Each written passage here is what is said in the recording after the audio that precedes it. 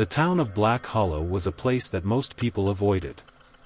Nestled deep in the woods, surrounded by endless fog, it was as if nature itself had tried to erase it from the world. The few who remained spoke in hushed tones, their faces pale, their eyes always darting toward the mist that never lifted. Lena Carter had never heard of Black Hollow until she received the letter.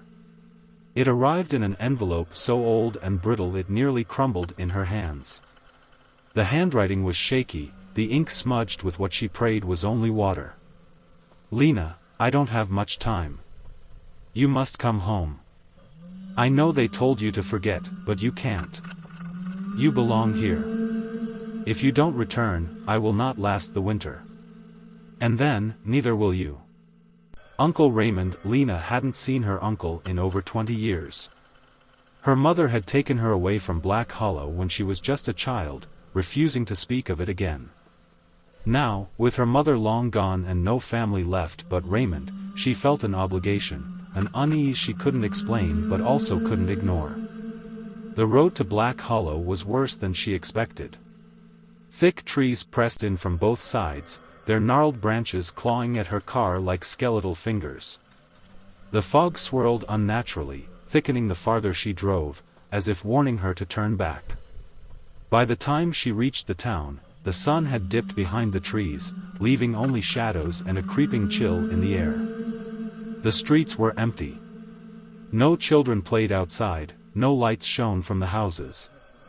It was a town trapped in time, forgotten by the world. Raymond's house stood at the very edge of town, a decrepit Victorian structure that seemed to sag under the weight of years.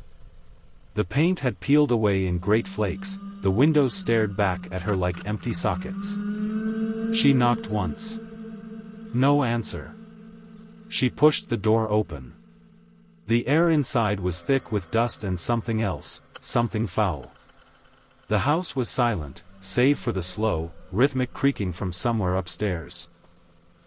Lena hesitated before calling out, her voice barely above a whisper. "Uncle Raymond?" The creaking stopped. A moment later, a door upstairs groaned open. Lena's heart pounded as she climbed the staircase. The wallpaper was peeling, and the wooden steps groaned beneath her weight. At the top of the stairs, a long hallway stretched before her, lined with closed doors. Only one stood open, the room at the very end. Inside, the bed was empty, but the sheets were rumpled, as if someone had just been there. A faint scent of mildew and decay clung to the air.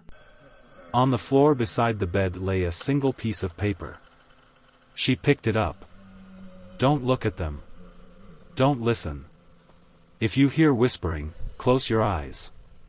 Do not follow them into the fog." A chill ran through her spine. Before she could react, something shifted behind her. A whisper. A low, rasping breath. She spun around. Nothing. Only the empty room, the shadows stretching too far, moving just a second too late. Lena spent the night in Raymond's house, unable to shake the feeling that she wasn't alone. She found no sign of her uncle, only strange little reminders that he had been there, a half-eaten meal, a coat draped over a chair, the lingering scent of his old cologne. The fog outside pressed against the windows, thick and impenetrable. Somewhere in the distance, a faint voice called out. Lena stiffened. It was a child's voice. Soft, pleading. "Help me." The warning note flashed in her mind. "Don't listen." She clenched her eyes shut, forcing herself to breathe, to ignore it. But the voice grew louder. "Please. I don't know where I am." Her hands trembled. She knew it wasn't real. It couldn't be. A creak sounded from the hallway. She turned, pulse hammering. A shadow moved just beyond the doorway. Tall. Thin. Too still. She reached for the bedside lamp and flicked it on. The light flickered, once, twice, then the bulb shattered. The room plunged into darkness. Breathing. Right beside her ear. Lena bolted from the room, stumbling down the hallway, her breath coming in ragged gasps. The walls seemed to stretch, the floor bending beneath her feet. As she reached the stairs, something cold brushed against her arm. She didn't stop. She ran. By morning, the town looked unchanged, but Lena knew better. Something was wrong here. The people she saw moved stiffly, their faces devoid of life. No one made eye contact. No one spoke above a whisper. She stopped a woman near the grocer's. "I'm looking for my uncle, Raymond Carter." The woman flinched, her eyes darting toward the thick fog curling at the edge of the street. "You need to leave," she murmured. "Before it takes you, too." Lena's stomach twisted. "Before what takes me?" The woman's lips trembled. "The ones in the fog." Lena turned, her gaze drawn toward the swirling mist. She thought she saw something shift within it, something tall and thin, its limbs moving unnaturally. The woman grabbed her wrist. "They whisper," she hissed. "They pretend to be lost children. They call to you. And when you follow," her voice broke, "you never come back." A gust of wind rushed through the street, and the fog thickened. From within, a voice called out. Soft. Desperate. "Lena, help me." Her blood ran cold. She knew that voice. It was her uncle's. Lena should have left. Every instinct screamed at her to turn back.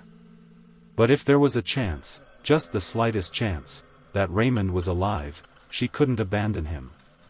She stepped forward, the fog swallowing her whole. The world inside was different. The air was thick, damp, pressing against her skin like unseen hands. The trees loomed taller, their bark slick and black. Shapes moved in the distance, too fast, too silent. And the whispers. "Lena, over here." She turned sharply. A figure stood ahead, a man, hunched, his back to her. His clothes were tattered, his skin gray. "Uncle Raymond?" The figure twitched. Turned. Lena's breath caught in her throat. His face was stretched, his mouth too wide, his eyes, black, endless voids. He grinned. And the whispering turned to laughter.